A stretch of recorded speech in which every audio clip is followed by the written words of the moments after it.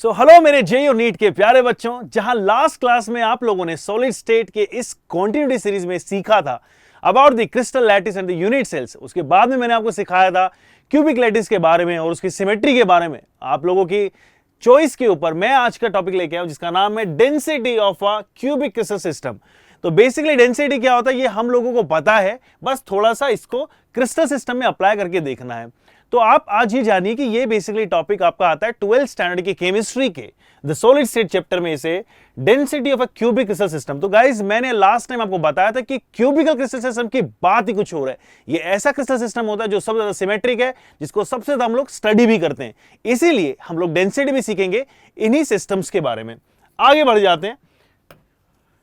तो हमारे सामने आता है कि क्या क्या इस लेक्चर में कवर कर रहे हैं। भाई साहब डेंसिटी तो मैंने बता ही दिया। दूसरा मैं क्या कराने वाला हूं, PYQs, that is previous year questions of JEE and NEET. So JEE में इन एडवांस के कुछ क्वेश्चन सीखेंगे, साथ ही में सीखेंगे नीट में आए हुए कुछ क्वेश्चंस। करेक्ट। सो आ जाते हैं सबसे पहले सीखने के लिए कि डेंसिटी है क्या। तो आ जाइए, चलिए जानते हैं कि डेंसिटी बेसिकली होती क्या है। तो डेंसिटी पहले जैसे आप लोगों ने डेंसिटी सीखा है मास पर यूनिट वॉल्यूम, सेम चीज मैं सिखाऊंगा, लेकिन इस बार क्रिस्टल्स के बारे में हम लोग बात करेंगे। तो चलिए फटाफट से एक छोटा सा एग्जांपल सिखाता हूं आपको जो आपके सामने दिया हुआ है। तो बेसिकली अगर ये क्यूब आपके सामने दिया हुआ है और इस क्यूब का एक मास दिया हुआ है, आपको मास कितना दिया हुआ है इस क्यूब का, 400 ग्राम आपको दिया हुआ है। तो मास अपॉन वॉल्यूम, तो वॉल्यूम बेसिकली कितना आएगा यहाँ पे, वॉल्यूम जो होगा लेट्स से कि ये V है, और मैं अगर वॉल्यूम को ले लेता हूं सीसी के अंदर, या फिर हम लोग बोल सकते हैं सेंटीमीटर क्यूब के टर्म्स में अगर मैं बात करूं, तो आप लोगों को मिलेगा कि इसकी जो डेंसिटी आएगी वो आ जाएगी मास upon volume, that is 400 upon V cube. और इसकी यूनिट क्या बनेगी, मास किस में दिया था, ग्राम। यूनिट मैंने वॉल्यूम की क्या ली हुई थी, वॉल्यूम की मैंने ली थी सीसी, ओके V है, तो क्या बनेगा ये ग्राम पर सीसी, दैट इज ग्राम पर क्यूबिक सेंटीमीटर। और इस यूनिट को हम लोग सीजीएस यूनिट भी बोलते हैं। तो थोड़ा सा इसके बारे में एक बार आइडिया देता हूं, अगर आपको थोड़ा सा कंफ्यूजन है कि सर लीटर से लेके मीटर क्यूब में से, या फिर सीजी क्यूब में, या सीसी क्यूब, कैसे हम लोग इस तरह को मेजर करते हैं। सबसे पहले जानिए कि 3 तरह की यूनिट्स होती हैं। सबसे पहले यूनिट आपकी जो होती है जिसको हम लोग बेसिकली कन्वेंशनल यूनिट बोलते हैं, जिसको मैक्सिमम टाइम लोग यूज करते हैं, पानी लेने जाते हैं 1 लीटर की बोतल, 2 लीटर की बोतल, मिल्क बाय करते हैं 1 लीटर, हाफ लीटर। तो बेसिकली आपका जो कन्वेंशनल यूनिट होता है वो लीटर होता है। लीटर को हम लोग बोल सकते हैं डेसीमीटर क्यूब, लीटर को हम लोग बोलते हैं डेसीमीटर क्यूब। सिमिलरली जो एसआई यूनिट है उसमें होती है, लेंथ की जो यूनिट होती है वो होती है मीटर। तो मीटर का जब आप क्यूब कर देंगे तो बन जाएगा लीटर। करेक्ट। ऐसे ही हम लोग बोलेंगे कि लीटर से लेके अगर मान के चलिए तीसरे सिस्टम में आना जिसको सीजी सिस्टम बोलते हैं, तो वो क्या है, दैट इज सीसी, या फिर हम लोग बोल सकते हैं इसको सेंटीमीटर का होल क्यूब। क्यूबिक सेंटीमीटर को हम लोग सीसी से रिप्रेजेंट करते हैं। तो अगर मान लीजिए आपको इनको कन्वर्ट करना है तो बहुत सिंपल सा मेथड है कि यहां से लेके यहां आएंगे, तो 1 मीटर के अंदर होते हैं 10 डेसीमीटर। दैट मीन्स कि हम लोग क्या कर सकते हैं कि इसको मल्टीप्लाई करेंगे क्यूब से, यानी मल्टीप्लाई कर देना इस चीज को 1000 से, तो आपके पास में आ जाएगा लीटर में। और सेम चीज अगर आपने मल्टीप्लाई कर दी 1000 से, तो बन जाएगी कहानी सीसी के अंदर। और ये कन्वर्जन मैं बहुत ही फ्रीक्वेंटली यूज करने वाला हूं अपने पूरे लेक्चर में, इसीलिए मैंने आपको ये पहले ही सिखा दिया है। सो आप लोगों को पता होना चाहिए कि 1 metre contains 10 decimetre contains 100 centimetre, या फिर कह सकते हैं कि 1 decimetre contains 10 centimetre. This is how we calculate and convert everything. अब आ जाते हैं फटाफट से ये जानने के लिए कि यहां पे क्या दिया हुआ है। तो भाई साहब mass per unit volume is the definition of density and here is the mathematical formula, that is mass upon volume. So we always notate the given mass by W, क्योंकि M जो होता है वो मोलर मास को भी represent करता है, जो बेसिकली इस चैप्टर में हमें देखने को मिलेगा, इसलिए हम लोग बोलेंगे given mass equals to W। अब बढ़ जाते हैं आगे। यहां पे आते हैं किसी भी पर्टिकुलर यूनिट सेल अगर आपके सामने दी हुई है, अगर ये यूनिट सेल है तो इस यूनिट सेल के लिए डेंसिटी कितना आएगा। देखिए गाइस, ये तो मुझे पता है कि किसी भी पर्टिकुलर, जैसे मैंने पैकिंग एफिशिएंसी आपको सिखाया था कभी प्रीवियस क्लासेस में, वहां मैंने बताया था कि पार्टिकल जो होते हैं वो सारे के सारे पार्टिकल्स पूरा का पूरा स्पेस तो ऑक्यूपाई नहीं करते हैं। इनफैक्ट कुछ वहां पे वॉइड्स भी होते हैं, जैसे ये देखिए खाली जगह जो है यहाँ पे जो पार्टिकल, अगर मैं बोलूं कि इस पैकिंग का क्या नाम है, तो आप बोलेंगे सर ये सिंपल क्यूबिक है, जहां पे कॉर्नर्स पे प्रेजेंट है क्यूब्स के पार्टिकल्स, और यहाँ पे सिर्फ कॉर्नर पे प्रेजेंट होने की वजह से जिसे हम लोग प्रिमिटिव या सिंपल क्यूबिक बोलते हैं। तो आप जानिए पहले यहां पे क्लिक करके कि डेंसिटी का फॉर्मूला क्या बनेगा, mass of the cube the unit cell and divided by the volume of unit cell. Similarly अब जानते हैं एक चीज यहां पे बड़ी इजीली कि गाइस, अगर मैं कहूं कि मास की बात करें, अगर मान के चलिए कि ये इस तरह से एक सॉलिड पार्टिकल है और मुझे पता है कि ये पार्टिकल बेसिकली 1/8 कंट्रीब्यूट करता था, तो मैंने अगर इन सारों को कैलकुलेट किया तो मेरे पास में कितने नंबर ऑफ पार्टिकल आएगा, ये सिंपल क्यूबिक है इसलिए 1। अगर मैं एक जनरल क्यूबिक यूनिट सेल की बात करूं तो आप बोलेंगे कि टोटल नंबर ऑफ पार्टिकल्स कितने होते हैं, तो आप बोलेंगे sir total number of particles कितने होते हैं, डेंसिटी निकालूंगा तो मुझे मिलेगा टोटल नंबर ऑफ पार्टिकल्स को रिप्रेजेंट करता हूं मैं z से, total number of particles are how much z, यानी ये सारे पार्टिकल्स मिलके कितने नंबर ऑफ पार्टिकल्स हैं, z पार्टिकल्स हैं। और एक पार्टिकल का मास क्या होता है, एक पार्टिकल का मास कितना होता है भाई, मैं यहां पे मोलर मास की बात करता हूं, अगर मैं मोलर मास के टर्म्स में लिखूंगा तो मैं उसको कैपिटल एम लिखूंगा, लेकिन क्या मोलर मास एक पार्टिकल का मास है, आप बोलेंगे नहीं सर क्या बोल रहे हो। आप लोगों को 11th स्टैंडर्ड के अंदर अनुपम दत्ता सर सिखा रहे हैं about the molar mass, atomic mass, gram atomic mass, तो इस चीज को वहां पे जानिएगा 11th स्टैंडर्ड के अंदर। लेकिन अभी के लिए फिर से आ जाओ कि मोलर मास जो होता है वो बेसिकली एक मोल सब्सटेंस का मास है, यानी अगर आपको फाइंड आउट करना है कि इस पर्टिकुलर सब्सटेंस के एक पार्टिकल का मास कितना है तो आप बोलेंगे so which is our Avogadro number, that is Na, यानी एक मोल होता है 6.02 to 10 to the power 23 particles, और एक पार्टिकल का मास कितना होगा, molar mass, that is m divided by Na। Easily तो आगे बढ़ जाते हैं, ये तो क्या गया, मास आ गया। Volume, what about the volume, भाई साहब मैं बात किसी कर रहा हूं, एक क्यूब की, मैं किसकी बात कर रहा हूं, क्यूब की। What is the volume of a cube, last time सिखाया था ना पैकिंग मिशन ने, बताइए मुझे, दैट इज ए क्यूब। यहां पे ए क्या है भैया, ए है इसकी एज लेंथ, ये ए, और ये बन जाएगा ए क्यूब। तो ये इस तरह से फॉर्मूला डिराइव हो जाता है, फटाफट से आ जाते हैं। देखिए क्या दिखाया मैंने कि डेंसिटी का फॉर्मूला बन जाएगा ZM अपॉन ए क्यूब, और यहां पे जो मास है वो मास को रिप्रेजेंट किया गया था m अपॉन Na से, और this is how it goes. Final formula आपका बन जाएगा, ये याद रखना भाई, mz upon Na into a cube. Correct है क्या, हम लोग आगे बढ़ जाएं, चलिए आगे बढ़ जाते हैं। अब आ जाते हैं कि यहां पे चीजें क्या क्या दी हुई हैं। तो देखिए यहां पे D जो दिया हुआ है वो है density of the crystal. Density of the crystal का मीनिंग है कि आप लोगों को mass per unit volume in the crystal कितना प्रेजेंट है।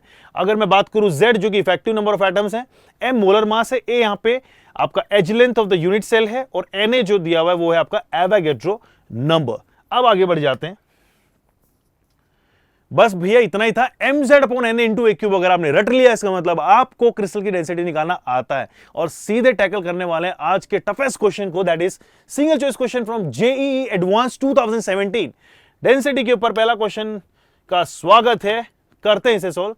अ crystalline solid of a pure substance has a FCC। बेटा FCC का मतलब क्या होता था, Z कितना हो गया 4, लिखते चलो। उसके बाद में क्या बोला है कि स्ट्रक्चर के अंदर a cell of the H length कितना दिया हुआ है 400 pm, यानी आपको ए भी कितना दिया हुआ है 400 pm। तो जब मैं आपको कन्वर्जन सिखा रहा था तो हमने क्या नोटिस किया था कि इन जनरल जो हम लोगों को यूनिट्स यूज करनी होती है वो हम लोग यूज करते हैं ग्राम पर सीसी, और हम लोग एक यूनिट से दूसरे यूनिट पे जा सकते हैं बड़े इजीली, वो मैं आपको लेटर में सिखा दूंगा। लेकिन आपको ये पता होना चाहिए कि यूजुअली क्या यूज करने वाले हैं, ग्राम पर सीसी। तो आपने इसको क्या लिख दिया है सीसी, यानी सीसी का मतलब होता है क्यूबिक सेंटीमीटर, यानी मेक श्योर करो कि सारे के सारे साइड लेंथ भी किसमें होने चाहिए, सेंटीमीटर के अंदर। यहां पे किसमें दिया है, पिकोमीटर में। तो बेटा क्या कर लो, 400 multiplied by 10 to the power -12 metre बन जाएगा ये, इजंट इट। इसी को आप लोग क्या लिख सकते हो, अगर मान के चलिए आपके दो यहां पे यूनिट में हटा देता हूं, यहां से 00, तो क्या बन जाएगा 4 × 10 टू द पावर -10 मीटर। क्या मैंने आपको बताया था कि 1 मीटर में होते हैं 100 सेंटीमीटर, तो 100 से मल्टीप्लाई कर दो सेंटीमीटर निकालने के लिए। जब मल्टीप्लाई करेंगे तो क्या बन जाएगा 4 × 10 टू द पावर -8 सेंटीमीटर। इसमें कोई कंफ्यूजन नहीं होना चाहिए बेटा किसी को भी, समझ में आया। ए निकाल दिया, Z निकाल दिया, आगे बढ़ जाओ। कह रहा क्वेश्चन की अच्छा कि इसमें डेंसिटी दी हुई है, तो फाइंड आउट करो कि 256 ग्राम अगर आपके पास में क्रिस्टल हो, 256 ग्राम अगर आपके पास में कोई भी मटेरियल है, तो इसके अंदर कितने नंबर ऑफ एटम्स होंगे। तो इसके लिए क्या करेंगे आप, बड़ा सिंपल सा गेम है भैया, वो लगा दो D = mz upon Na into a cube. M क्या भैया, मोलर मास। मोलर मास ही तो फाइंड करना है। अगर मोलर मास मिल गया तो आप निकाल देंगे कि इतने ग्राम के अंदर कितने मोल्स हैं, और moles multiplied by Na is giving the number of particles. बस ऐसे ही जा रहा है, जरा फाइंड आउट करते हैं। M का फॉर्मूला क्या बन जाएगा, M बन जाएगा D Na into a cube upon Z। Correct, put कर दो सारे वैल्यूज। D कितना दिया हुआ है, डेंसिटी कितनी दी हुई है, दैट इज डेंसिटी इज 8 ग्राम पर CC, that put 8 here. Na कितना होता है बेटा 6.02 to 10 to the power 23। अब कैलकुलेशन को ज्यादा टफ ना करके मैंने 6 × 10 to the power 23 ले लिया इसको, मल्टीप्लाइड बाय ए क्यूब कितना है, ए कितना दिया हुआ है आपके पास में 4 × 10 to the power -8। तो क्या करेंगे 4 × 10 to the power -8 का whole cube divided by z कितना दिया हुआ है, z है आपके सामने 4, that is for FCC unit cell. अब इसे आप सॉल्व कर लीजिए, बहुत ही ईजी है। देखिए क्या करेंगे आप इसे, यहां से आप इसे सॉल्व करेंगे, ये 2 बन गया।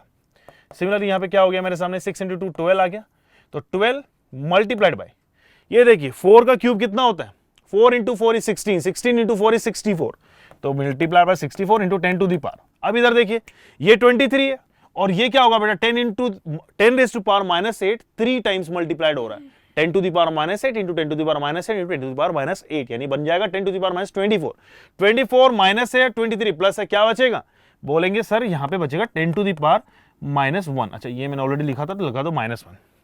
इसे आप लोग सॉल्व कर लीजिए, तो ये क्या आ जाएगा आपका मोलार मास। जरा चेक करते हैं कितना मोलार मास आ रहा है। अगर आप इसे मल्टीप्लाई करेंगे तो क्या बन जाएगा 6.4, या पहले इसको सॉल्व कर लेते हैं, 12 4 जा 48, तो कुछ इस तरह से आ रहा है, ये आ रहा है कुछ 768, राइट। सो इस 768 के अंदर अगर मान के चलिए आपने यहाँ पे -1 लगाया हुआ है, तो आप क्या बनाएंगे कि ये एक पॉइंट लग जाएगा इस तरह से, -1 का मतलब है डिवाइडेड बाय 10। ओवरऑल आपके पास में ये आ चुका है इतना ग्राम पर मोल। मोलार मास की यूनिट क्या होती है गाइस, इतना ग्राम पर मोल। अब क्या करिए, आपको फाइंड आउट क्या करना था कि अगर इसके अंदर नंबर ऑफ पार्टिकल्स की वैल्यू अगर कितनी दी हुई हो, अगर आपके अंदर बोला गया कि 256 ग्राम सब्सटेंस है तो कितने पार्टिकल्स होंगे, और अगर वो particles n × 10 to the power ये 24 हैं तो n कितना है, तो फटाफट फाइंड आउट कर लेते हैं। ये देखिए क्या करेंगे, हमें निकालने नंबर ऑफ पार्टिकल्स, तो नंबर ऑफ पार्टिकल्स का सिंपल सा फॉर्मूला है। अच्छा क्या मैं इसका कहीं लिख लेता हूं इस तरफ से कि ये है 76.8 × 10 टू पावर 76.8 ग्राम, तो बेटा हमें निकालना है नंबर ऑफ मोल्स। तो देखो नंबर ऑफ मोल्स का फॉर्मूला क्या होता है, number of moles is equals to होते हैं molar mass upon given mass upon molar mass. Given mass कितना है 256 ग्राम, मोलर मास कितना है भैया 76.8 ग्राम। बोलो मैं बोल रहा हूं कि सही। अब यहां पे आपके में नंबर ऑफ मोल्स आ गए, मुझे क्या चाहिए पार्टिकल्स, तो पार्टिकल्स का फॉर्मूला क्या होता था बेटा, पार्टिकल्स का फॉर्मूला होता था number of moles multiplied by Na। तो बस बेटा यही सॉल्व आउट करना है कि मुझे ये फैक्टर फाइंड आउट करना है। ये फैक्टर अगर मुझे मिल गया तो मुझे मिल जाएंगे कितने नंबर ऑफ पार्टिकल्स प्रेजेंट है वहां पे। Correct, am I correct here. So लेकिन एक चीज और मेक श्योर करनी है कि यहां पे दिया हुआ 10 टू द पावर 24 और मुझे जो है Na की वैल्यू होती है 6.02 10 टू द पावर 23। तो आप क्या करेंगे यहां पे, इसी फॉर्मूला को थोड़ा सा आगे ले चलते हैं 76.8 ग्राम पर मोल। तो चलिए करते हैं 76.8 ग्राम को फिर से यूज करते हैं। मैं इसको इरेज इसलिए कर रहा हूं क्योंकि थोड़ा सा स्पेस मेरे पास कम बच रहा है। आ जाते हैं यहाँ पे, तो हमारे पास में मोलर मास कितना आ गया है 76.8 ग्राम पर मोल, और आपके पास में गिवन मास कितना दिया हुआ था जो कि W जिसे हम लोग बोलते हैं, वो हमारे पास में गिवन है 256 ग्राम। तो आप बेटा सिंपली निकाल दो नंबर ऑफ पार्टिकल्स कितने आ जाएंगे। सर पार्टिकल्स होते हैं given mass upon molar mass multiplied by Na, number of moles into Na, that is Avogadro number. तो नंबर ऑफ मोल्स कितने आएंगे, W कितना दीवन है 256, मोलर मास कितना दीवन है 76.8, और इसे मल्टीप्लाई कर दो 6.022 10 टू द पावर 23 से। अब देखिए बहुत ज्यादा टफ कैलकुलेशंस हमें नहीं करनी है, थोड़ा सा स्मूथली करते हैं क्योंकि यहाँ पे गैप दिया हुआ है, 2 है 5 है 4 है 6, अगर यही डिफरेंस ऐसा होता 1.8 1.9 और 2, तब हम लोगों को एग्जैक्ट कैलकुलेशन करनी पड़ती, और हो सकता है करनी पड़े भी आगे चल के। अभी इसको मैं रफली मान लेता हूं ये ऑलमोस्ट 80 के बराबर है, और ऊपर वाला जो ऑलमोस्ट 250 है या 240 के आसपास ले लूं, तो ये कितना बन जाएगा, ऑलमोस्ट कितना रहा है 8 3 जा ऑलमोस्ट 3 के पास आएगा। तो मैं बोल देता हूं कि 3 point something value multiplied by 6 आएगी इंटू 10 टू द पावर 23 होगा, या कह सकते हैं कि 1.8 something into 10 to the power 24। बोलो हाँ कि ना, क्योंकि मैंने जो यहाँ पे 18 आने वाला था उसको 1 पॉइंट कर दिया, 10 से डिवाइड कर दिया, 10 से मल्टीप्लाई करो, मल्टीप्लाई यहां कर दिया 24 बन गया। तो ये वैल्यू कुछ आ रही है ऑलमोस्ट नियर इक्वल्स टू 2 के बराबर, यस और नो। यानी आपके पास में जो n multiply by 10 to the power 24 था उसके n की वैल्यू कितनी आ रही है, ऑलमोस्ट 2 के बराबर आ रही है सर।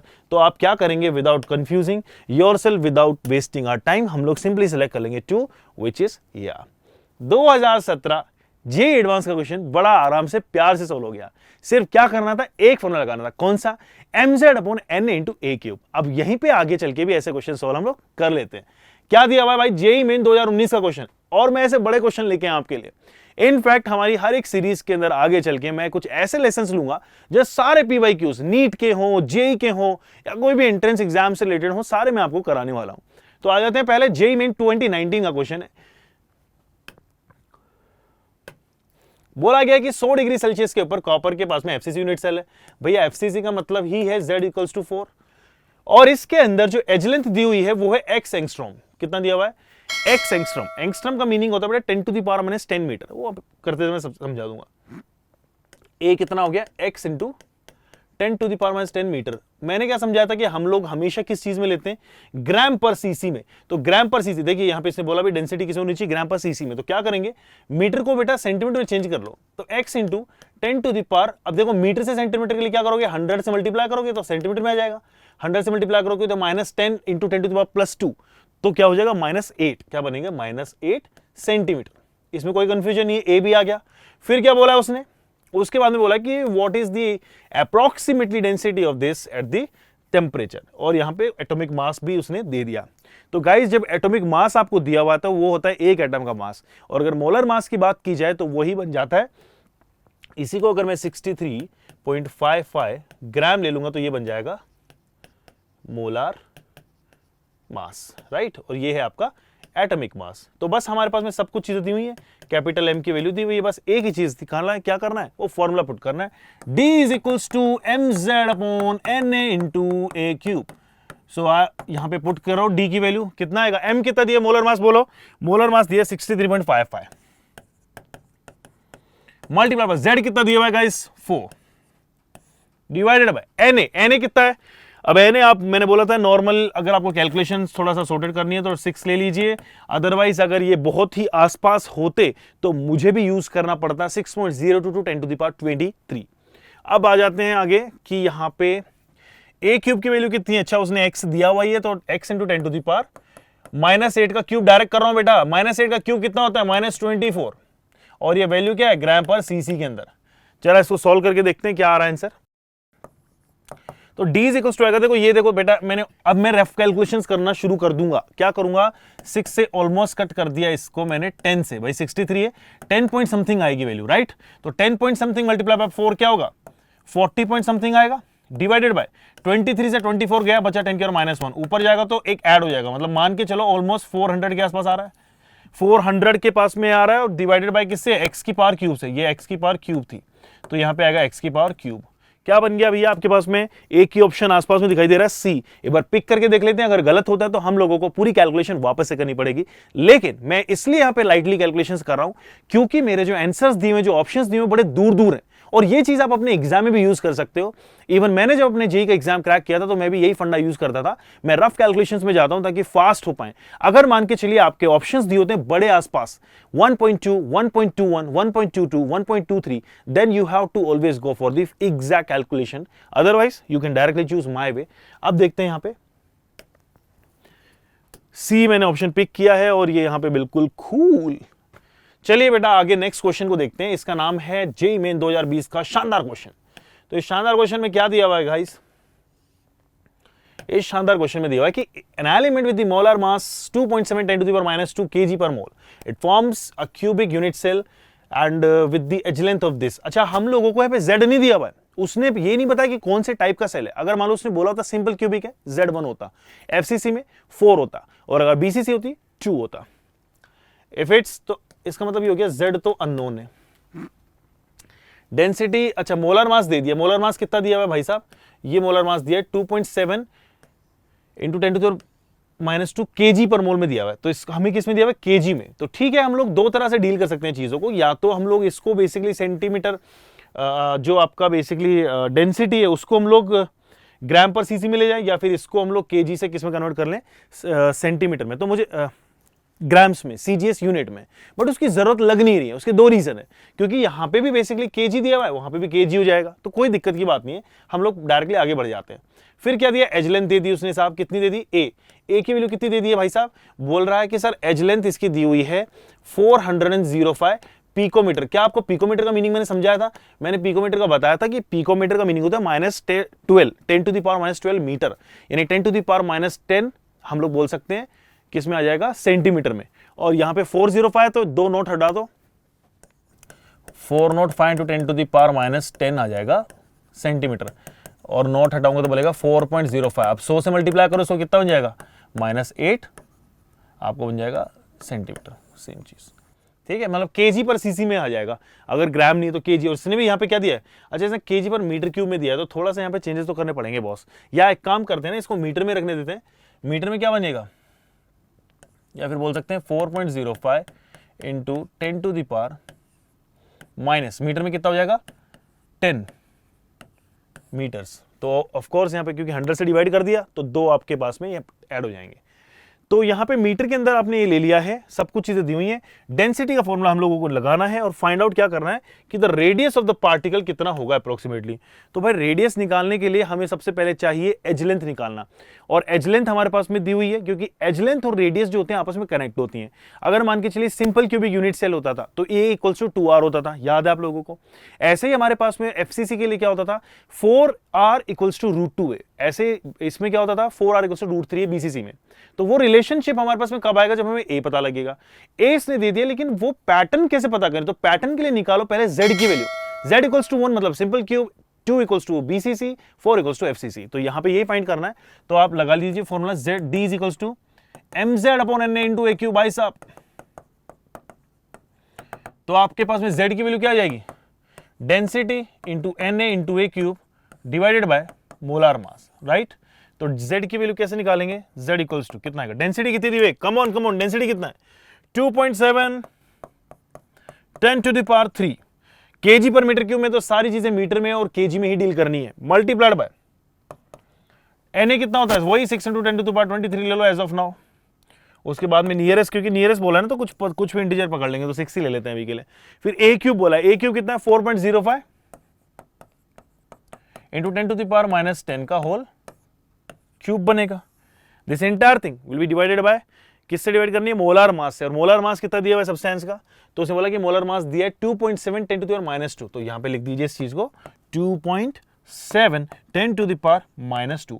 अब मैं यूनिट्स के लिए बिल्कुल वरीड नहीं, उसके दो रीजन है। एक तो मैंने सारी चीजें केजी में छोड़ दी जो केजी में दी हुई थी डेंसिटी की, और मैंने इसके अलावा जो यूनिट्स दी हुई थी सेंटीमीटर में पहले करते थे, वो जो मीटर में यहां पे दी हुई हैं, तो मीटर को मीटर ही ले लो। तो अब क्या होगा कि आपस में चीजें कैंसिल आउट हो जाएंगी। आपने सिंपली सब कुछ चीजें सही की हैं, लेकिन मेक श्योर करना अगर ग्राम पर सीसी में दिए हुआ है तो फिर केजी में मास नहीं लेना है। ऐसे 2-3 चीजें हम लोगों को सीखनी होंगी। पहले z निकाल लेते हैं। तो z निकालने के लिए बेटा ये क्या होगा, ये देखिए आपके सामने ये 2.7 से 2.7 निकल गया, ये ऊपर चला जाएगा, ये ऊपर जाएगा 10 टू द पावर 5 हो गया, 5 ऐड हो जाएगा तो हो गया ओवरऑल हो गया 10 टू द पावर 28। कोई कंफ्यूजन नहीं यहाँ पे। अब यहाँ पे इस चीज को लिख लेते हैं कि यहाँ पे क्या दिया हुआ है 6 into 4.05 into 4.05 into 4.05 multiplied by 10 to the power क्या -30, और ये क्या दिया बाय 28, तो क्या बच जाएगा 10 टू द पावर -2 बच जाएगा। मतलब ये हो गया कि डिवाइडेड बाय 100 है ये प्रोडक्ट। तो ये प्रोडक्ट कितना आएगा देखो। अब देखो बहुत ज्यादा डिटेल में इसको करेंगे तो थोड़ा टाइम वेस्ट होगा, बट ऑप्शंस तो बड़े आसपास दिख रहे हैं। तो मैं क्या करता हूँ, इसको 4 इंटू 4 इंटू 4 कितना होता है 64। तो मैं क्या कर लेता हूँ 0.05, लेट्स से कि हम लोग इसको 65 मान लेते हैं। तो 6 इंटू क्या आ रहा है 65, और this entire thing is divided by 100। तो देखो भाई 6 इंटू 65 कितना होता है, ये कुछ आएगा, अगर ये 60 होता तो कितना 360 आता है, लेट्स से 380 आ रहा है, और दैट डिवाइडेड बाय 100 कितना होगा 380 बाय लाइक ऑलमोस्ट 3.8। यानी क्या मैं इसको कह सकता हूं कि 4 के बराबर आ रहा है, क्या ये 2 या 1 के बराबर आ रहा है, नहीं, यानी 4 के बराबर आ रहा है। इसका मतलब ये तो कंफर्म हो गया कि भैया ये सेल कौन सा है, ये हमारा प्रियतम सेल है एफसीसी। क्या ये क्लियर है बात सभी को, यस। यानी अब हम लोग डायरेक्टली जा सकते हैं अनदर कैलकुलेशन के लिए, एफसीसी के लिए। तो एफसीसी की कैलकुलेशंस क्या बोलती थी गाइस, वो बोलती थी कि भैया 4r is equals to √2a, और आपके पास में ऑलरेडी आ चुका है z की वैल्यू। z से हमें क्या आइडिया लगा, अच्छा आप ये नहीं कहना कि सर z क्यों निकाला है आपने, z निकालने से पता चला कि कौन से टाइप का यूनिट सेल है। तो आप 4 मल्टीप्लाई r कितना दिया बताइए, इसने बोला कि r फाइंड आउट कर रहा है, तो 4r लिख दो इज इक्वल्स टू, यानी इसने मीटर्स में मांगा है ना, 10 टू द पावर -12 के ऑर्डर में आएगी, और √2 की वैल्यू कितनी होती है 1.414 मान लीजिए। a कितना दिया हुआ है गाइस, a कितना दिया हुआ है, ए हमारे सामने दिया हुआ था यहाँ पे 405 पिकोमीटर, तो इसको लिख दूंगा 405 into 10 to the power -12 metre. तो तभी तो आंसर मुझे -12 के टर्म्स में आएगा। तो आर की वैल्यू कितनी बन जाएगी, आर की वैल्यू बन जाएगी 1.414 मल्टीप्लाई बाय 405 डिवाइडेड बाय 4। अब देखो फिर से वही कंफ्यूजन हो रहा है, तो इसको क्या करेंगे, सोल्व कर लीजिए into 10 to the power -12 metre. तो इसे जब आप सोल्व करने जाएंगे तो आप पाएंगे कि ये ऑलमोस्ट वैल्यू कुछ 100 के आसपास आ रही है। तो 100 इंटू ये कुछ कितना हो जाएगा, around 141.4 10 to the power minus उतना जा रहा है, करेक्ट। अब एग्जैक्टली ये आंसर जो है थोड़ा सा ज़्यादा जा रहा है किससे, 141.4 से, तो ये थोड़ा सा कंफ्यूजन है मुझे यहाँ पे, I am not so sure. तो यानी आंसर जो है बेसिकली इन दोनों में से एक है, तो हम लोग यहाँ पे बस थोड़ा सा तुक्का मार के देखते हैं कि कौन सा आंसर सही निकलता है, या फिर हम लोग क्या करेंगे कि इन जो कैलकुलेशंस को हमने किया है उनको हम लोगों को इन डिटेल करनी पड़ेगी। करेक्ट। तो ये लोग आप खुद से ट्राई करो अपने तरफ से, तब तक के लिए मैं एक कोई भी रैंडम आंसर पिक कर लेता हूँ। I am very confuse, let's say if the answer is 143। तुक्के भी सही निकल जाते हैं कई बार। चलिए गाइस, अब नेक्स्ट क्वेश्चन में आ जाते हैं, जो कि जेईई मेन 2020 का क्वेश्चन है। बोला गया कि डाया एटॉमिक मॉलिक्यूल, जिसको X2 बोला गया है, has a body centred cubic unit cell, और इस स्ट्रक्चर के अंदर एज लेंथ भी दी हुई है। तो आपको पता चल गया यहां से कि Z कितना आएगा। देखिए, हम लोगों को इतना सिंपल सा पता है कि भाई साहब हमारे सामने जब भी हमारे पास कोई मॉलिक्यूल दिया हुआ है, X2 हो सकता है Cl2 हो, Br2 I2 हो सकता है सॉलिड फॉर्म में एग्जिस्ट कर रहा हो, और BCC की आपके पास में स्ट्रक्चर बना रहा हो, तो आपको मिल गया है सबसे पहली चीज Z = 2। उसके बाद में उसने डेंसिटी भी दे दी है और एज लेंथ भी दी हुई है। एज लेंथ कितनी दी हुई है, 300 पिकोमीटर। अब हर बार हम लोग कन्वर्जन के लिए नहीं जाएंगे। देखिए, जैसे आप लोगों को पता है पिकोमीटर 10⁻12 होता है, तो आप उसको एंगस्ट्रम में कन्वर्ट करेंगे।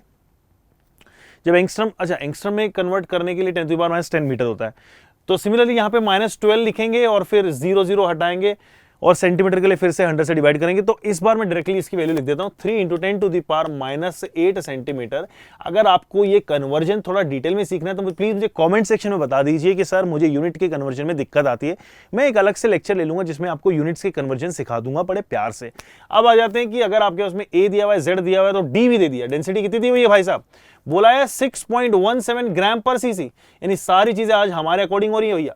ग्राम ये सेंटीमीटर में ले लिया, ये ग्राम पर सीसी में है। The number of molecule present in 200 gram will be what, तो नंबर ऑफ मॉलिक्यूल्स बोला गया है।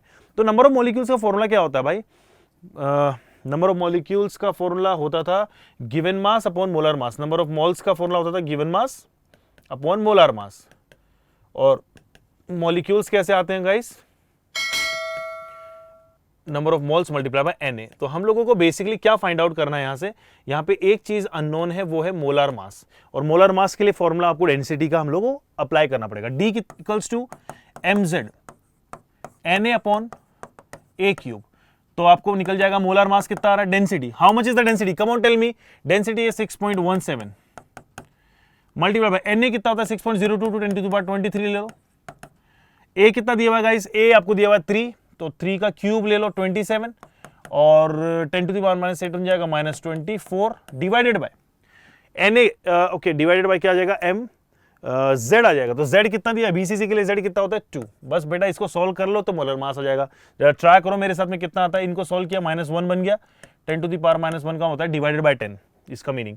ठीक है, यहाँ पे ये कॉम्प्लेक्स आपको क्वेश्चन दी हुई है, उसको कुछ ऐसा मान लो कि मैं इसको कट कर देता हूँ इस तरह से 3, तो थोड़ी सी चीजें आसान हो जाएगी 3। ओके, तो यहाँ पे क्या बन जाएगा ओवरऑल आपके सामने 27 मल्टीप्लाइड बाय 3 कितना होता था 81 ना। तो यहाँ पे बन जाएगा 81 मल्टीप्लाइड बाय 6.17 एंड 10⁻1 का मतलब है 10 से डिवाइडेड है। अब इस वैल्यू को थोड़ा आसपास सोल्व कर लेते हैं क्योंकि बहुत ज़्यादा तो सोल्व नहीं कर पाएंगे। 6.17 आ रहा है, तो जैसे अगर 6 से मैं मल्टीप्लाई करूँ ऑलमोस्ट, तो कितना आएगा ये देखिए, ये आ रहा है 6 आ रहा है और 6 8 40, तो 486 आ रहा है अपॉन 100 था, तो ऑलमोस्ट मतलब मैं कह सकता हूँ कि 48.6 रह गया। आप इसे 50 मान लो, आप मोटा मोटी क्या मान लेंगे 50। उसका रीजन क्या है, क्योंकि हमारे पास में 6.17 था और मैंने मल्टीप्लाई करा है 6 से, यानी थोड़ा सा वैल्यू ज्यादा आने वाली थी एक्सपेक्टेडली, तो 48 से मैंने 50 कर दिया। तो ये जो कैलकुलेशन है गाइज, ये कैलकुलेशन को हम लोग थोड़ा रफ कैलकुलेशंस बोलते हैं, और ये तब काम में आती है जब आपके पास में क्वेश्चंस के अंदर जो आपके आंसर्स दिए हुए हों, या आपके कह सकते हैं कि जो ऑप्शंस दिए हों आसपास ना हो। और आसपास का मतलब 1 2 3 4 नहीं होता है, आसपास का मतलब होता है 1.1 0.2 0.3 का अगर डिफरेंस हो तब आपको करनी चाहिए। लास्ट टाइम जो क्वेश्चन हम लोग ने किया था जहाँ पे 141 और 143 में फंसे थे हम लोग, वो थोड़ा एक कंफ्यूजन वाला क्वेश्चन था, उसके लिए मैं थोड़ा ज्यादा जा सकता था, लेकिन आइडिया मुझे लग गया था क्योंकि अपना आंसर जो था वो 141 से ज्यादा आ रहा था, यानी मैंने 143 पिक किया था। यहाँ पे भी ऐसा ही कुछ किया, 50 मैंने अगर इसका ग्राम पर मोल मैंने मोलर मास निकाल दिया, तो यहाँ पे पुट कर दीजिए क्या आएगा भैया। गिवन मास कितना है 200, मोलर मास कितना है 50, Na कितना होता है 6.02 10⁻23, इसकी जरूरत नहीं है, Na देख लेंगे। कितना आंसर आ रहा है गाइस 4 Na आंसर आ रहा है साहब। तो बोलो कितने इजीली हम लोगों ने इस क्वेश्चन को सॉल्व कर दिया। आज ये कॉन्सेप्ट जो हमने सीखा है जिसका नाम था डेंसिटी ऑफ क्रिस्टल, उसको हम लोग बहुत अच्छे से अप्लाई कर पा रहे हैं। सारे जेई और नीट के क्वेश्चंस के अंदर। अब आता है जेई मेन 2021 का पहला क्वेश्चन, पहला नहीं, आज के लेसन का चौथा पांचवा क्वेश्चन। तो देखते हैं, इसमें कह रहा है कि the unit cell of copper corresponds to a face centred cubical. तो इसके अंदर आपके पास में एक चीज तो सबसे पहले आ चुकी है, वो क्या है,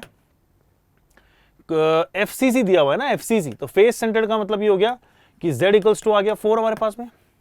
द एज लेंथ दिया हुआ है, एज लेंथ इसने दिया हुआ है 3.596 multiply by 10 to the power -10 metre. Angstrom का मीनिंग क्या होता है, -10। तो गाइस आप इसको सेंटीमीटर के अंदर चेंज कर लीजिए, या चेंज करने की जरूरत नहीं लग रही है, क्योंकि अच्छा इसने डेंसिटी किसने बोली है, इसने केजी पर मीटर क्यूब में बोली है। तो आप क्या करेंगे, जो मास दिया उसको केजी में ले लेना। देखिए क्या होगा, यहाँ पे मीटर में दिया हुआ है, तो आप इसको इसी तरह से लिख लीजिए, रहने देते हैं ए को। और डेंसिटी इसने पूछी हुई है, मास इसने दिया हुआ है, तो डेंसिटी का फॉर्मूला लगा दो ना यार, डी इज इक्वल टू क्या आएगा, mz upon na into a cube. बहुत इजी फॉर्मूला है। मोलर मास कितना है बॉस, बोलो जल्दी से, मोलर मास बताइए, 63.54। तो यहाँ पे क्या करेंगे, 63.54 इंटू 10 टू द पावर -3, क्योंकि मैंने इसको कन्वर्ट कर दिया केजी में, क्योंकि पूरा माहौल ही किसमें दिया हुआ है, केजी पर मीटर क्यूब में। z कितना दिया हुआ है, z तो 4 ही रहेगा, क्योंकि उसकी कोई यूनिट नहीं होती है। na क्या होता है, 6 इंटू 10 टू द पावर 23 ले लीजिए। उसके 6.02 तो वो मैं थोड़ा सा रफ कैलकुलेशन करूंगा ही, क्योंकि आंसर्स जो हैं वो देखते हैं अभी क्या होता है, अभी एग्जैक्टली मुझे आइडिया नहीं है। अब आगे बढ़ते हैं, यहाँ पे ए क्यूब, तो ए कितना दिया हुआ है गाइस, 3.59। तो 3.59 जो है आप उसको 3.6 ले लीजिए, क्योंकि बहुत आसपास वैल्यू है। तो 3.6 का हम लोग क्या करेंगे, ऑलमोस्ट क्यूब करेंगे, और this is multiplied by 10 to the power -10 का अगर क्यूब करूंगा तो कितना आएगा, that will be 10 to the power -30। यहाँ पे आई डोंट थिंक कि किसी को भी कंफ्यूजन, अभी तक सब कुछ चीजें सॉर्टेड चल रही है, सब कुछ समझ में आ रहा है।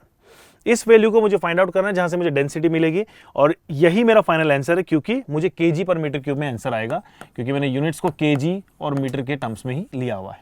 जरा बताइए जरा इसको सॉल्व करके कि कितना क्या आता है। तो अगर मैं इसे सॉल्व करूं तो काफी टफ टास्क है ये।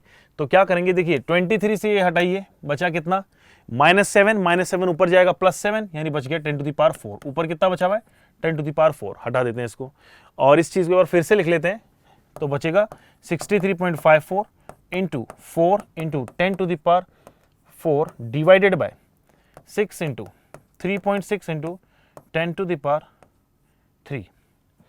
करेक्ट है। अब कैलकुलेशंस तो थोड़ी सी टफ है, तो एक बार थोड़ा सा सिंपल करके देखते हैं कि अगर मैं 6 को अगर हटाता हूँ, ये बन जाएगा 2, ये बन जाएगा 3, और अगर 3 से इसे हटाता हूँ तो ऊपर वाली इक्वेशन बन जाएगी 21.17। अब इस चीज़ को एक बार फिर से लिख लेते हैं, तो क्या दिया हुआ है मेरे सामने, 21.17 multiplied by 10 to the power 4 divided by 3.6 into 3.6। Okay, so इसी को सॉल्व करते हैं, दैट मल्टीप्लाइड बाय, अच्छा यहाँ पे 2 भी दिया हुआ है तो 2। तो ये इक्वेशन को बेसिकली हमें सॉल्व करना है टू गेट द आंसर। अगर आप इसको सॉल्व करते हैं गाइस, तो एग्जैक्टली ये थोड़ा कॉम्प्लिकेटेड इक्वेशन है, बट सॉल्व किया जा सकता है, या तो इंडिविजुअली आप इसे सॉल्व कर लें कि ये 1 से ऑलमोस्ट 7 टाइम जाएगा, या मैं कह सकता हूँ 6.5 टाइम जा रहा है, और ये जो है 72 होता था, तो ये कुछ 1.8 के आसपास जाएगा, और दैट मल्टीप्लाई बाय 2, यानी नियर बाय देखिए 1000 ही जा रहा है, बट 1000 से थोड़ा कम आएगा। तो we can take this option. देखिए यहाँ पे बहुत कंफ्यूजन है, तो my suggestion for all of you is to calculate it and then go for the best one. And मैं इसे कैलकुलेट, अच्छा मैंने एक तुक्का मारा है, और दिस इज गुड। चलिए अब कुछ कर लेते हैं नीट के भी क्वेश्चंस। अभी तक किए थे जेईई मेंस एंड एडवांस के क्वेश्चन, अब आ जाते हैं नीट के सेगमेंट पे। तो गाइस बोला गया यहाँ पे कि आयरन एग्जिबिट बीसीसी। अब आपको पता ही है कि बीसीसी के अंदर क्या होता है भाई साहब। बीसीसी के अंदर यूनिट सेल में z इक्वल्स टू हो जाता था 2, और रूम टेम्परेचर पे जो कि 900 डिग्री के अगर ऊपर जाते हैं, रूम टेम्परेचर पे है ये स्ट्रक्चर ऐसी, 900 के ऊपर ये ट्रांसफर हो जाता है एफसीसी के अंदर। अरे वाह भैया, तो यहां पे मतलब क्या होगा कि z की वैल्यू चेंज हो जाएगी। तो अच्छा, तो दो अलग अलग इक्वेशन दी हुई है, ऐसे कर लेते हैं, इस तरह से सेगमेंट बना लेते हैं। पहले में z1 कितना दिया हुआ है 2, z2 कितना दिया हुआ है एफसीसी वाले केस में 4। The ratio of the density of the iron at the room temperature to that of this, assuming the molar mass and the atomic radii of the same। तो गाइज ये आसान तो लग रहा है क्वेश्चन, लेकिन इसमें एक छोटा सा ट्रिकी पॉइंट है, वो क्या है वो यहाँ पे सीख लेते हैं। जब दोनों का कंपैरिजन चल रहा है, यहाँ पे कंपैरिजन किस किस का है, बीसीसी वर्सेस एफसीसी। चलिए आ जाते हैं। तो इसमें क्या होगा, देखिए डेंसिटी का मेन फॉर्मूला क्या होता था, डेंसिटी का इक्वल्स फॉर्मूला था the most easy formula of the year mz into n upon a cube. इसमें दो चीजें सेम रहने वाली हैं, मोलर मास और Na। तो यानी कह सकते हैं कि density is directly proportional to what, z upon a cube. बोल सकते हैं कि नहीं बताइए। तो क्या मैं बोल सकता हूं यहां पे कि d1 अपॉन d2 जो होगा वो क्या आ जाएगा, इनके टर्म्स में बोलेंगे z1 अपॉन a1 क्यूब और डिवाइड बाय करेंगे ऊपर चला जाएगा multiply by a2 cube divided bye z2। अब देखो पार्टिकल की साइज तो सेम बोला है, मतलब कि r तो सेम रहने वाला है रेडियस, लेकिन एज की लेंथ बढ़ सकती है क्योंकि हमारे पास में जो क्यूब पहले एग्जिस्ट करता था बीसीसी के फॉर्म में, अब वो जाने वाला है एफसीसी के फॉर्म में। जरा एक बार यहां पे आके चेक कर लेते हैं कि कैसे वो वेरी करेगा। यहां पे क्या होता था बीसीसी के फॉर्म में, बीसीसी में होता था 4r is equals to root body centre, sorry तो बॉडी सेंटर रूट 3 आता है, बॉडी सेंटर रूट 3 होगा। तो a कितना बन गया, a बोलेंगे कि सर बन गया, एक्चुअली मुझे यहाँ पे a की वैल्यू इसलिए चाहिए क्योंकि मुझे a cube is the volume of the cube, तो ये बन जाएगा 4r upon root 3। In the similar way अगर आप यहाँ पे कैलकुलेट करेंगे तो यहाँ होता था 4r is equal to root 2a और यहाँ पे r की वैल्यू कितनी, अच्छा a की वैल्यू चाहिए तो a बन जाएगा यहाँ पे 4r अपॉन रूट 2। बस इन्हीं वैल्यूज को हमें पुट करना है।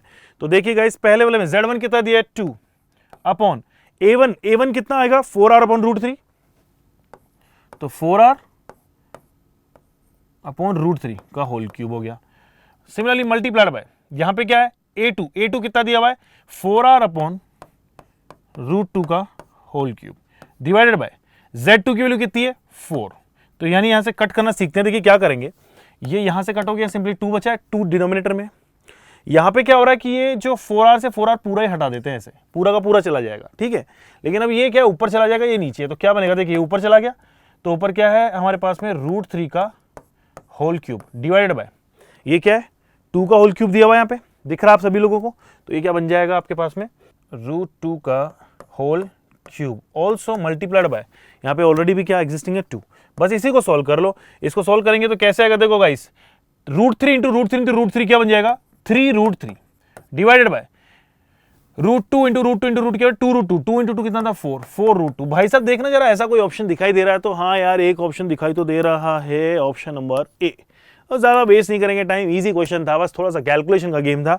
सबमिट किया और ये बोल रहा है या नीट 2016 का नेक्स्ट क्वेश्चन आपके लिए सॉलिड स्टेट चैप्टर से on the basis of the density of the crystal. स्वागत है। नीट 2016 में क्या पूछा गया है, इन्होंने पूछा है कि अगर आपके सामने बीसीसी यूनिट सेल है देन z इक्वल्स टू कितना आ गया 2। अगर इसकी डेंसिटी दी हुई है, डेंसिटी किसमें दी हुई केजी पर मीटर क्यूब में। तो गाइस मैंने आपको पहले ही बताया कि आप एक चीज मेक श्योर कर लें, या तो सारी चीजों को हम लोग केजी में सोल्व करते जाएंगे या फिर सारी चीजों को हम लोग या तो मतलब एसआई में लेंगे या तो फिर लेंगे हम लोग उसको सीजीएस के अंदर। तो z यहाँ पे 2 दिया, z की कोई यूनिट नहीं होती, इसको रहने देते हैं। डेंसिटी को एज इट इज भी ट्रीट कर सकते हैं, ऐसा कोई इश्यू नहीं है, फिर आगे देख लेंगे। इसको लिख देते हैं केजी पर मीटर क्यूब। चलिए फिर बोला कि calculate and its atomic mass दिया हुआ इतना, तो इसको भी केजी में ले लेंगे। एटॉमिक मास कितना हो जाएगा, कैपिटल एम कितना हो जाएगा 6.94 ग्राम पर मोल है, तो क्या कर देंगे 10 टू द पावर 3 केजी पर मोल आ गया, ठीक है। केजी मतलब मैंने उसको बेसिकली डिवाइड कर दिया 10 टू द पावर -3, यानी आपने 1000 से डिवाइड कर दिया ग्राम को तो बन गया केजी। दोनों चीजें आ गई। अब क्या बोल रहा है कि कैलकुलेट करिए the edge length of the unit cell. तो देखो एज लेंथ जो आपकी आएगी वो आपकी 21 में आएगी, मीटर्स में आएगी। इस फॉर्मूला के हिसाब से, फंडे के हिसाब से मीटर्स में आएगी। तो ट्राई कर लेते हैं, फिर मीटर के बाद में उसको पिकोमीटर में ले जाना तो हमारा खेल है, ठीक है। चलिए बढ़ते हैं। पहले तो आपको लिखना होगा यहाँ पे कि डेंसिटी इज इक्वल्स टू क्या था mz upon na into a cube, na into a cube. तो यहां से आपको क्या चाहिए, आपको वैल्यू चाहिए थी किसकी यहाँ पे दी एज लेंथ। तो a कितना बन जाएगा, यानी ए क्यूब है, तो पहले आप सबसे पहले लिख दीजिए कि ए क्यूब इज इक्वल टू कितना बन जाएगा mz upon na into D density. तो ए क्यूब जो आएगा उसकी वैल्यू निकाल लीजिए सबसे पहले यहाँ पे सॉल्व करके। ए क्यूब इक्वल्स टू m कितना दिया हुआ पहले चेक करो, m कितना दिया हुआ है 6.93 into 10 to the power -3 kgs के टर्म में हो गया। मल्टीप्लाई बाय z कितना दिया हुआ है, कम ऑन 2 दिया हुआ है। na कितना होता है 6 into 10 to the power 23 into density कितनी होती है, डेंसिटी कितनी होती है तुरंत बताओ। तो डेंसिटी जो है आपके सामने ऑलरेडी गिवन है, दैट इज 6.94 ओके 530 kg पर मीटर क्यूब 530। तो ये जो माहौल जो आ रहा है बेसिकली ये यूनिट क्या आएगी, ये आएगी आपकी मीटर क्यूब में आएगी। करेक्ट, ये यूनिट किस में आने वाली, मीटर क्यूब में। तो मुझे क्या चाहिए कि ये यूनिट किसके आसपास में आ जाए, ये यूनिट आ जाए हमारी पिकोमीटर यानी -12 के टर्म्स में। तो यहाँ पे आप इसको सॉल्व करेंगे, so a cube will be equals to, थोड़ा सा इसको सॉर्ट आउट करते हैं, ये 2 से चला जाएगा 3, तो 3 से 1 ले लो, इसको कट करने की कोशिश करो, 3 2 जा 3 3 जा 1 जा, यानी ये पे बन गया 2.31। तो ऊपर के लिए क्या बचा हुआ हमारे सामने 2.31 divided by 530 into 10 to the power -23 को ऊपर भेजो, 26 हो गया, -26। अभी ये सब किसके अंदर चल रहा है, ये सब मीटर्स के अंदर चल रहा है। करेक्ट, तो आप इसको जब सॉल्व करेंगे तो इसको आप ऊपर ले जाइए, या तो इसे बनाइए, कुछ ऐसा हमें बनाना पड़ेगा ताकि ओवरऑल जो इक्वेशन है वो कुछ इस तरह से रहे कि क्यूबिक के टर्म्स में भी आ जाए और ये भी बेसिकली 3 का मल्टीपल हो, 3 से डिविजिबल हो। तो आप इसको कुछ इस तरह से लिख दीजिए, 2310 divided by 530 into 10 to the power. देखिए अगर मैं इसको यहाँ पे मैंने 2 हटाए, एक एक्स्ट्रा ऐड किया 3, एक और एक्स्ट्रा ऐड कर देते हैं 4, तो ये बन जाएगा -30। करेक्ट, 10 मैंने 10,000 से मल्टीप्लाई किया, 10,000 से डिवाइड कर दिया, कुछ ऐसा बन गया। जब आप इसे सॉल्व करेंगे तो आप ये पाएंगे कि इसे सॉल्व करके देखिए इसकी वैल्यू कितनी आ रही है, ऑलमोस्ट 5 4 जा 20 होता है। तो ऑलमोस्ट अगर मैं मान लूँ कि ये कुछ ऐसा आ रहा है अप्रोक्सीमेटली कुछ 400 के आसपास में मान लूँ, इंटू 10 टू द पावर -30, तो इसका क्यूबिक रूट देखिए कितना आएगा, इसका कितने को 3 बार मल्टीप्लाई करने से मेरे को 400 के आसपास की वैल्यू मिलती है। ठीक है, और ये तो 10 टू द पावर -10 में आ ही जाएगा, तो एक ही वैल्यू कुछ ऐसे आने वाली है, इंटू 10 टू द पावर -10। अभी ये मीटर में चल रहा है गेम, राइट। तो ये वैल्यू जो आपके सामने आ रही है वो कितना आएगा, तो गाइस जब इसका सॉल्व करेंगे आप, जब इसका क्यूब रूट निकालेंगे 400 के आसपास का, तो आपको ये वैल्यू कुछ ऑलमोस्ट मिलेगी 3.6 के आसपास आपको मिलेगी, कुछ 3.6 या 3.5 के आसपास। तो ये आपके सामने जो है मीटर्स में आंसर आ गया। अगर मैं बोलूं इसको कि कन्वर्ट कीजिए इसे पिकोमीटर में, तो पिकोमीटर के लिए क्या करेंगे आप, इसको 100 से जो है डिवाइड कर देंगे, दैट इज यानी ये ऑलरेडी मीटर में दिया हुआ है तो पिको में निकालना है आपको। तो -10 जो दिया हुआ है, आप अगर इसको डिवाइड कर देते हैं 100 से, तो ये क्या चला जाएगा 3.6 × 10 टू द पावर -12। अच्छा, इसको आप क्या करेंगे, इससे मल्टीप्लाई करेंगे तो अच्छा हमें आंसर जो फाइनल दिया हुआ किसके अंदर चाहिए, पिको में। तो मैं इसे करूंगा 100 से मल्टीप्लाई, एक्चुअली मीटर को 10 टू द पावर -10 मीटर क्या होता था, एंगस्ट्रॉम, और अगर 10 टू द पावर -12 होता था पिकोमीटर, यानी मुझे इससे ओवरऑल क्या करना पड़ेगा, डाउन लिमिट पे आ रहा हूँ 100 से मल्टीप्लाई। तो आप इसको क्या कर दीजिए, इसको -12 कर दीजिए और इसको मल्टीप्लाई कर दीजिए 100 से, यानी आंसर ऑलमोस्ट आपके 360 के आसपास आना चाहिए। अब चेक करके देख लेते हैं कि यहाँ पे ऑप्शन सही क्या है, इसका क्ल्यू मुझे नहीं है, लेकिन मैंने एक रफ कैलकुलेशन के थ्रू ये आंसर निकाला है जो कि फाइनली बहुत सही गया। वाओ, तो this is how we calculate the tough questions coming from the NEET and JEE and JEE advance, सारी चीजें। ठीक है, तो आप क्या करेंगे, आपके लिए सिंपल सा एक काम है कि हमारे इस चैनल पे चले जाइए और इसके लिए आपको जो हमारा एप्लीकेशन उसका स्कैनर है, ये जो है आप प्लीज इसका एक स्क्रीनशॉट ले लीजिए। इसके थ्रू आप जा सकते हो हमारे एमबाइब क्लासेस में डायरेक्टली, जहां पे आप लोग लर्न प्रैक्टिस एंड टेस्ट के थ्रू सारी चीजें जो मैंने आज कराई हैं वो सारे क्वेश्चन सॉल्व कर सकते हो।